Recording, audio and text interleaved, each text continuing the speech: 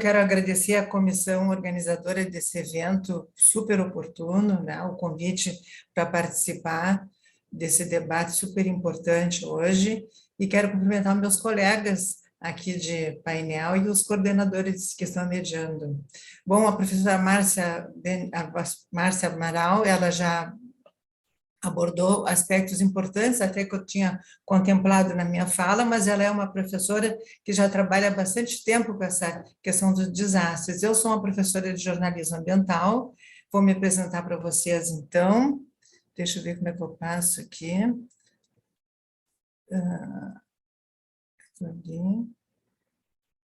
Como é que eu passo para o próximo slide? Aqui a apresentação. Tá.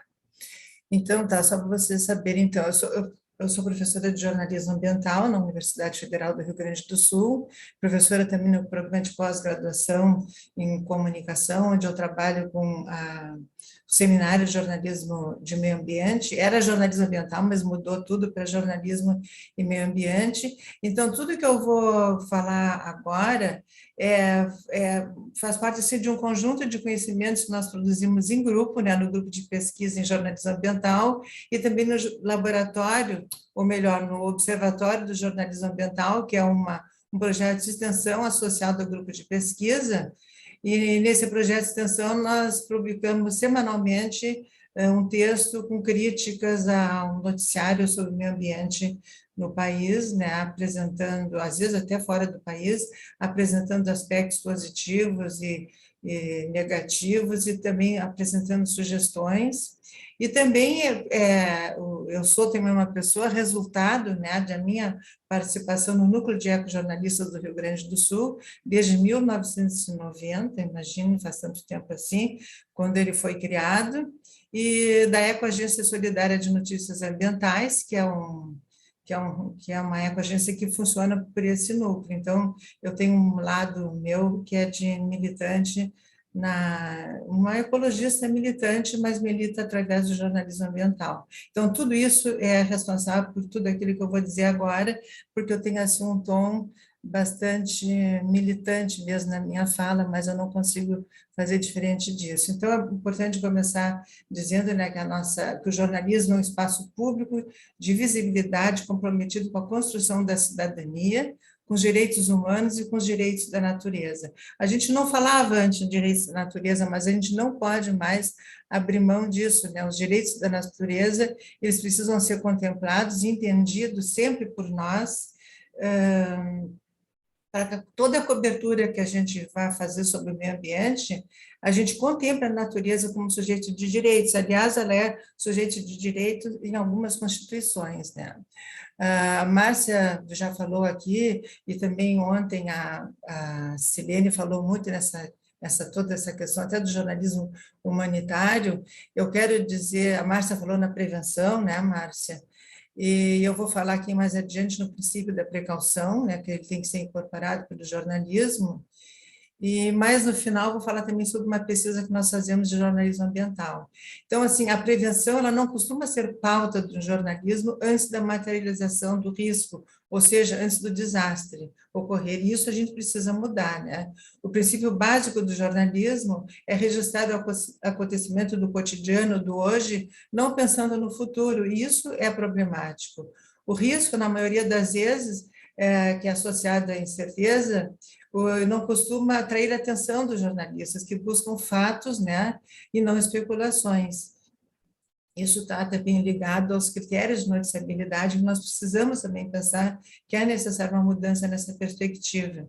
E a abordagem da prevenção na cobertura jornalística de riscos é muito importante para o envolvimento do cidadão no seu enfrentamento e para que haja realmente uma cidadania efetiva, né? Porque a gente vai ser cidadão, eu tinha esquecido de colocar meu cronômetro aqui, agora eu coloquei para participar, para funcionar. É necessário, então, investimento na comunicação de riscos, e o jornalismo assume um papel importante nesse processo. Para tanto, é fundamental a construção de uma cultura de prevenção, tendo por base o princípio da precaução, que é o que eu vou falar mais adiante, que, então, né, por que ignorar o risco, né? Se a gente tem uma função social importante, né, o jornalismo, né? Não seria a função do jornalismo informar a população sobre medidas necessárias para evitar o desastre e não ficar chorando depois do desastre, bem como a Márcia abordou muito bem na sua fala agora. Então, o jornalismo ele tem esse papel de esclarecer a população sobre os riscos. Como a lógica de produção de notícias é outra, né, baseada nesses critérios de noticiabilidade que eu já falei, né, para capturar a atenção dos público para atender aos interesses econômicos, né, dos anunciantes, então pode causar alarmismos e muitas distorções, o que é um problema na cobertura.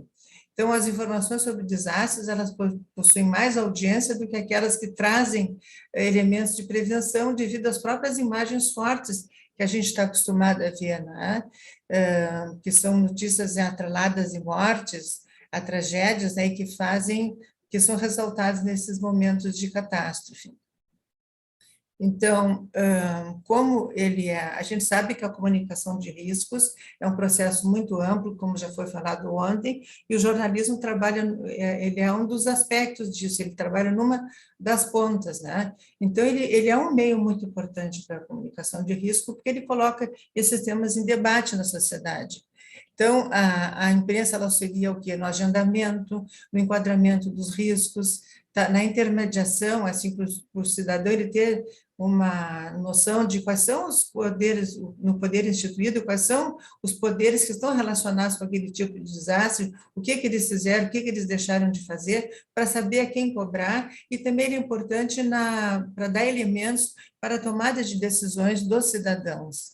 Dessa forma, a comunicação ganha representatividade, né, influencia as discussões sobre o assunto e em outros campos sociais, ampliando o debate e colaborando com a sua legitimidade social. Nós já falamos aqui, né? Existe a educação, que é fundamental, e o jornalismo trabalha num dos aspectos, até porque ele tem uma função educativa a cumprir, né? E a comunicação de riscos é o primeiro passo para a possível percepção e uma das maneiras para envolver os cidadãos no enfrentamento, né? Isso aí é muito importante, então. E ela dá visibilidade àquilo que era oculto, porque um risco poderia não ser percebido como risco pelas pessoas, e é através da comunicação de risco que a gente pode começar a perceber algo como um risco, né? O risco, embora os riscos tenham potencial para se tornar notícia, nem todo risco atende aos critérios jornalísticos, então isso é complicado. Então, a gente tem falado que é necessário também mudar esses critérios de noticiabilidade, que um critério básico no jornalismo, né, a tragédia, a morte, esses costumam ser notícias, mas a gente precisa repensar essas práticas. Os riscos não vivenciados pelas pessoas, eles são conhecidos por meio dos veículos de comunicação pela sua amplitude, né? Eu posso não ter noção, nunca ter visto, nunca ter ouvido falar nada, mas eu vou ficar sabendo do risco se eu consigo saber sobre isso, né? Então, o jornalismo, ele, além de atender o serviço, né, o interesse público, ele também tem como finalidade o núcleo, que eu já falei antes, e isso muitas vezes afeta esse seu trabalho, né? Porque muitas vezes as informações elas são silenciadas, favorecendo empresas poluidoras, né? Empresas que têm interesse nesse silenciamento. Mas a gente sempre vive nesse dilema, né? Esse jornalismo comercial, né? A questão dos anunciantes e o interesse público. É um problema. Por isso é tão importante a gente falar também sobre a democratização da comunicação, né? Um novo financiamento dos meios de comunicação, porque para que também outras empresas jornalísticas, né? O jornalismo que se faz nos veículos não hegemônicos, que tem muita dificuldade para se financiar, a gente precisa pensar nisso, porque são, e ali onde estão, basicamente, claro, com grandes exceções importantes, como Sônia Bride, André Trigueiro e outras aí, onde estão aqueles jornalistas especializados. E o especializado não quer saber que saiba pouco, né? Uma coisa assim, é aquela pessoa que tem a visão ampliada, né? Uma visão ampla sobre a questão ambiental. Isso aqui a Márcia falou também, né, a questão do medo, da angústia, né? Notícias sobre riscos e catástrofes podem produzir medo e angústia, em vez de gerar o enfrentamento, pode fomentar a paralisação. A dramatização e o exagero, o sensacionalismo, podem chamar a atenção do público, mas também podem ser prejudiciais, né? E a gente precisa, né, perceber que é o jornalismo que leva aos cidadãos informações necessárias para eles tomarem conhecimento e também participarem de processos de regulação e de controle dos riscos. Então, muitos riscos tecnológicos e de saúde são oriundos de interesses privados, né? Eu já falei antes sobre isso. Então, às vezes, o silenciamento é muito importante para esses interesses privados. Aqui eu vou mostrar umas capas para mostrar, vamos ver se a capa está aqui. Isso aqui são coisas do passado, né? A gente viu que a cobertura já evoluiu nesse sentido, a Márcia mostrou algumas, a vingança da natureza, mas a natureza se vinga, né? É uma capa deseducativa de 2001. Não vou poder falar mais por causa do tempo aqui. Outra capa agora, vamos lá. O mundo vai acabar, da super interessante, isso aqui já é de 2012, olha, não é assim, sim, faz 10 anos, né? Mas o mundo vai acabar, né? Isso aí é assustador com essa página. Alguém que vê isso aí que fica amedrontado prefere não saber mais nada e não participar de mais nada, porque a gente é muito assustador realmente, não é educativo isso. Outra capa aqui, vamos lá, entrou. O fim do mundo começou em 2005. Essas capas aqui, elas saíram depois de algum relatório do IPCC. Essa aqui foi depois de um relatório. O fim do mundo começou, e aí? Mas é interessante que lá naquelas linhas lá aquelas subtítulos, fala também nas epidemias, né? Nas grandes epidemias que poderão surgir. Na capa anterior, acho que também fala isso. E deixa eu ver aqui uma outra. Essa aqui, o planeta perde socorro, já é algo assim mais aceitável, mas assim, nessas alturas do planeta perde socorro, nós é que estamos, os seres vivos é que estão pedindo socorro, né? O planeta com certeza vai continuar existindo, mas nós precisamos nos preocupar com a questão da ética, né? Do cuidado da ética com todos os seres que vivem e aqueles seres que não nasceram ainda, né? Que é essa questão que é uma ética importante que a gente precisa aprender e adotar. Então, a cultura da prevenção precisa avançar, e o jornalismo, apesar dos seus limites, ele pode colaborar com a construção de quadros interpretativos sobre os riscos ambientais mais contextualizados e condizentes com a perspectiva da prevenção, né? Isso é muito importante. E a cultura da prevenção ela precisa avançar por meio das instituições de ensino também, por isso a educomunicação é super importante, voltei. A educomunicação, a educação, né? A sala de aula, as escolas, os projetos nas escolas, não como projetos separados, mas como projetos envolvendo toda a escola, e essas questões assim, elas precisam avançar, esses projetos, para que essa cultura da prevenção ela ocorra e que ela se desenvolva, incluindo também a orientação, e no nosso caso, como professor de jornalismo, a orientação sobre o que deve ser noticiado, já que estamos vivendo uma era de múltiplos e incertos riscos, nós precisamos nos preocupar com isso. E a omissão do jornalismo em relação à visibilidade dos riscos, né?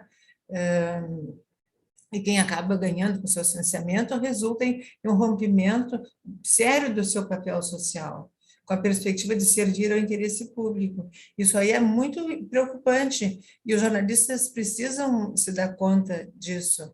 E a gente sabe que na redação, os jornalistas, muitas vezes, eles têm que estar lutando contra, né, até para ensinar o editor, explicar para ele por que isso é importante. Hoje mesmo a gente vê isso nas redações, apesar dos jornalistas já terem aprendido muito, a gente vê, em muitos casos, ainda a falta de sensibilidade e a falta de interesse nas pautas ambientais.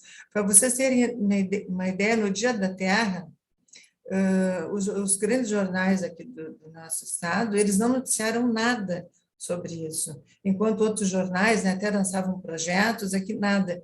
Saiu num jornal apenas uma notícia no caderno de TV, que foi, por sorte, por acaso, uma aluna minha e da Heloísa, né, que a Márcia mencionou como como organizadora do mini manual, que ela colocou 2 notas, porque ela colocou por iniciativa dela, né? Mas não, nada foi falado aqui. Então, isso é assustador, realmente. Então, aqui é o princípio da precaução, que eu quero falar também. O jornalismo tende a dar mais espaço aos riscos ou às epidemias, né? Quando a coisa está ali e ocorre já um número crescente de mortes, né? Para fazer a prevenção, é preciso vislumbrar, identificar, investigar e explicar os problemas para a população, em vez de esperar que eles aconteçam. Isso a gente precisa, né, se dar conta. E eu acho que a imprensa está aprendendo um pouco com isso. Outro dia desse eu vi um jornalista na Globo News dizendo assim, olha, nós também somos assim, até fazer um meia-culpa, que nós não estávamos dando atenção para toda a questão indígena como nós deveríamos dar. E agora nós estamos aprendendo com a tragédia, né, com a tristeza, que nós não podemos discutir mais disso nas nossas pautas. Nós temos que falar diariamente. E o princípio da precaução, então, ele vem, né, nos dizer que é necessário a gente ficar atento a isso, né? Porque ele nos dá uma diretriz para a seleção daquilo que se tornará notícia e também como orientação de como isso chegará ao público. É necessário alterar a lógica de produzir a partir dos ocorridos para construir relatos que possam alterar a realidade sob um olhar que antecipa, né? Que se preocupa com o futuro. Isso é fundamental. Então, agora aqui trazendo um pouquinho do jornalismo ambiental, eu comecei a contar o tempo depois, então acho que eu estou, né, em cima da hora. Só vou falar aqui sobre esse conceito que é do Vítor Baqueta, que é um jornalista uruguaio. Ele nos diz que o jornalismo ambiental considera os efeitos da atividade humana, particularmente da ciência e da tecnologia, sobre o planeta e a humanidade. Ele deve contribuir, portanto, para a difusão de temas complexos e na análise de suas implicações políticas, sociais, culturais e éticas. E é um jornalismo que procura desenvolver a capacidade das pessoas para participar e decidir sobre o seu modo de vida na Terra para assumir, em definitivo, a cidadania planetária. Aqui tem outro jornalista, que é um professor de jornalismo antigo dos Estados Unidos, o Fromm. Ele diz que o jornalismo ambiental é uma forma de viver e de olhar o mundo. Eu concordo, nós concordamos plenamente com isso. O nosso grupo de pesquisa agora, desculpe eu estar correndo tanto na minha fala, ele tem um projeto de pesquisa atual, que já começou há algum tempo, que tem como título Aspectos Epistemológicos do Jornalismo Ambiental. E isso foi construído por nós, observando que existe um jornalismo que trata de meio ambiente, mas ele que não faz a cobertura como o que nós consideramos importante. Então, isso aqui é uma coisa prescritiva nossa em relação a como devem ser as notícias feitas com um olhar do jornalismo ambiental. E a gente chegou a partir assim dos estudos, da observação do que acontece, né, no jornalismo e também da literatura, e graças a Henrique Lerf, a Fritjof Capra, a Carlos Walter Porto Gonçalves, Nancy Mangabeira Unger, e Vandana Shiva, muitos outros autores do jornalismo, né, a gente chegou, né, que eu não vou, acho, poder explicar, mas assim, a ênfase é a contextualização, né, é superar a fragmentação, a descontinuidade, dando destaque para ampla e profunda e crítica, né, e também adotando uma perspectiva sistêmica, mostrando que todos os fatos, todos os eventos são interconectados. A pluralidade de vozes já foi mencionada aqui, todos os tipos de vozes que precisam ser ouvidas, né, além de todas essas, já tem uma legitimidade, as vozes dos ribeirinhos, dos indígenas, né, de toda a população, da dona de casa, das pessoas que têm algo a dizer sobre determinado evento. A cobertura tem que ser próxima à realidade do leitor, então não vou me deter, porque já foi conversar sobre isso. O comprometimento com a qualificação da informação, né? Isso aí é super importante, envolve engajamento e a militância como atitudes críticas do jornalista em defesa da vida. Em defesa da vida em todas as suas dimensões, em defesa dos seres que estão vivos agora e daqueles seres que não nasceram, e também em defesa daqueles seres que não falam, né, como as plantas, como os animais. Esse é um papel nosso, assim, é fundamental a gente trabalhar nessa perspectiva. E o outro critério é a responsabilidade com a mudança de pensamento, que isso é a educação, né? O Edgar Morin nos ensina isso, o Paulo Freire. Então, a gente assume esse papel, né, no nosso papel educativo, enquanto jornalistas. Bom, saiu um pedaço disso aqui. Assumir esse papel importante, contribuir com a mudança de pensamento. Por isso que a notícia ela tem que ser qualificada, ela tem que ser correta. Por isso que nós temos que estudar permanentemente para a gente não correr os riscos de publicar uma informação errada. E a importância do princípio da precaução, né, que já foi colocado aqui, só eu já falei. E, então, nós temos que investir na formação dos futuros jornalistas, nós teríamos que ter mais disciplinas na graduação, tratando desse aspecto, né, do jornalismo ambiental, o jornalismo ambiental ele é humanitário, assim como o humanitário é ambiental também, isso é um olhar, né, uma forma de atuação que o jornalismo vai adotar em qualquer editoria que ele estiver trabalhando, e os cursos de pós-graduação em jornalismo. E, para terminar, a gente não poderia... Eu só queria falar sobre esse livro aqui, que agora está sendo lançado em forma física, né, que é da Heloísa Loz, Jornalismo e Riscos Climáticos, resultado da tese dela de doutorado na UFPR.